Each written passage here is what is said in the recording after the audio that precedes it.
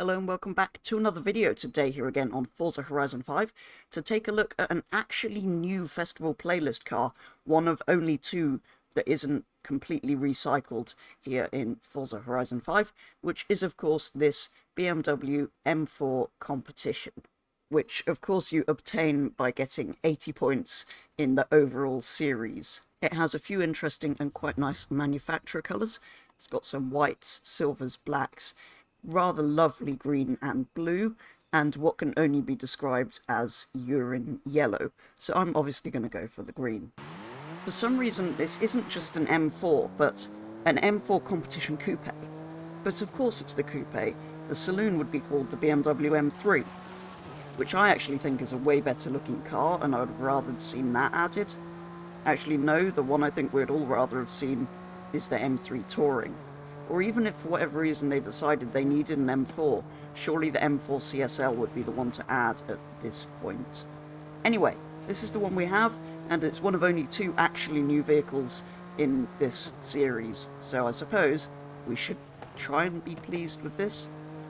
This is actually only the second generation M4, and the coupe did used to be called the M3, just to give you an idea of how confused BMW are about their own naming system.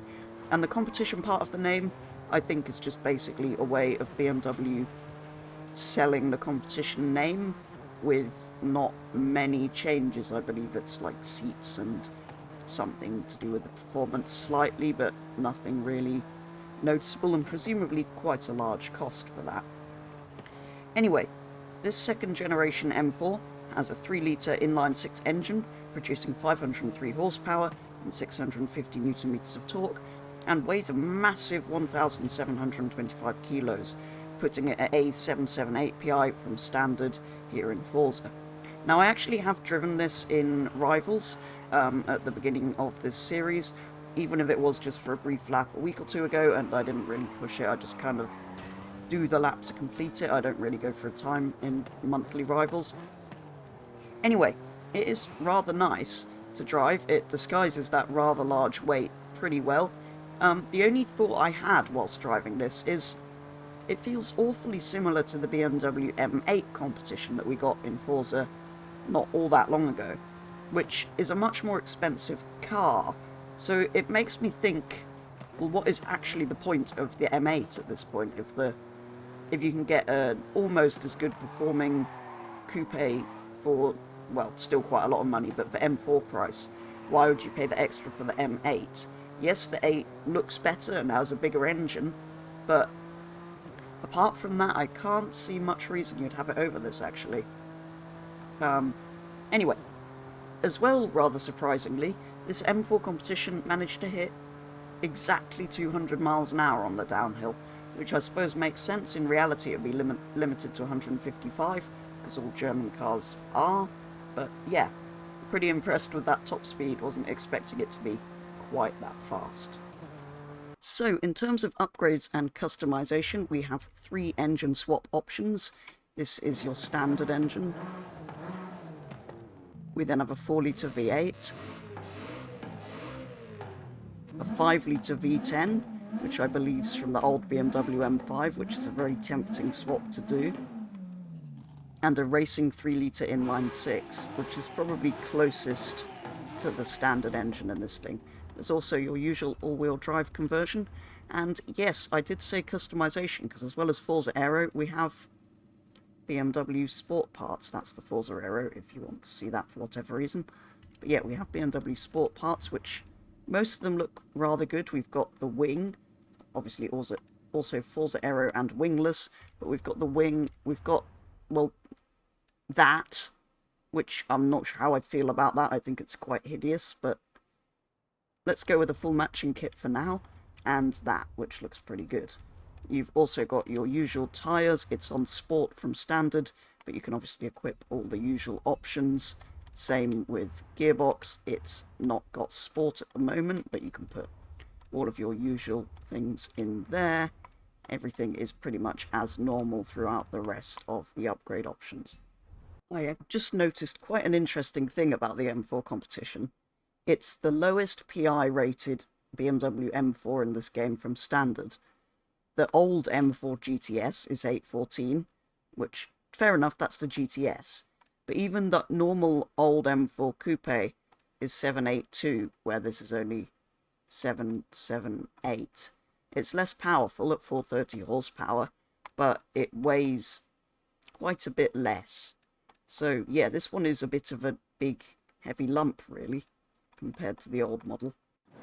So given I just found out this was lower PI than the previous generation M4s in this game, I thought I'd quickly take the older cars for 5 laps of the festival to see what time they could set before taking this new one round to see how close it could get.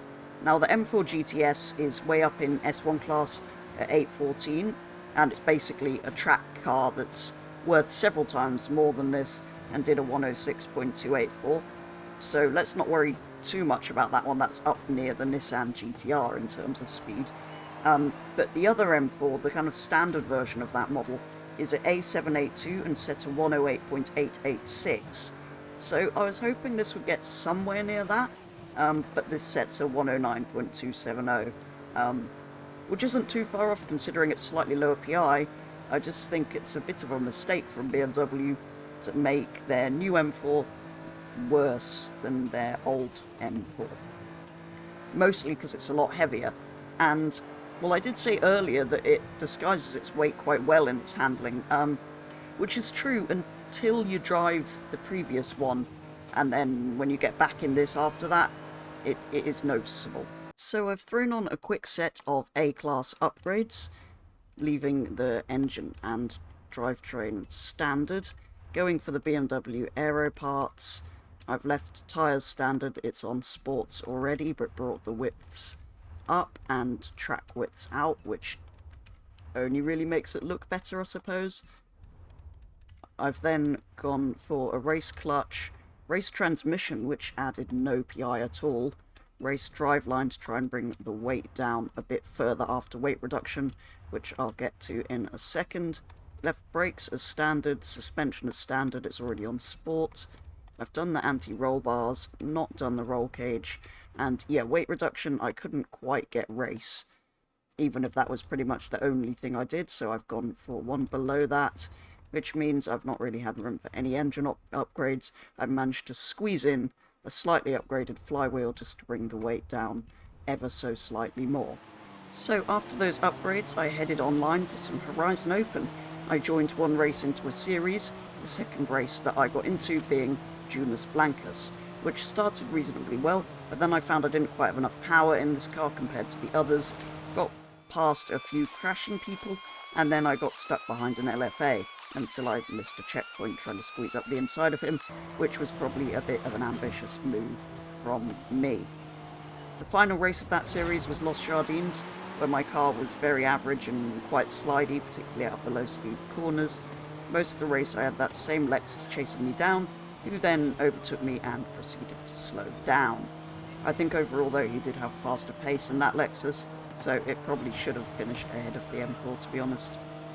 Anyway, that was the first series. The second series, so the full set of races that I did after that, started with Plaza, which is a track that I do really like actually, but I got caught behind a Mustang for a while, but did eventually get past and took third place where I finished.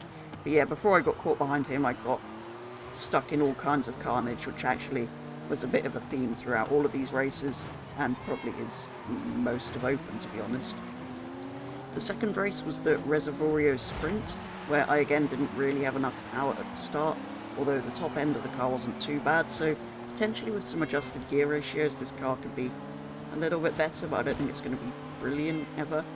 Anyway, after a few more bumps into other cars and things, I did manage to squeeze past a few more cars, getting me to fourth by the end of the race. And finally, we moved to the Horizon Mexico circuit, where I got a couple of great switchbacks at the hairpin, which is something I'm getting quite familiar with doing now. I've done that a few times recently. Everyone seems to go slightly too deep into it, and you can sort of cut underneath them. And then I spent much of the rest of the race chasing down another M4, who I didn't catch. So there we go, that is going to do it for a look at the new BMW M4 Competition Coupe here on Forza Horizon 5, which is of course the 80 points prize this series.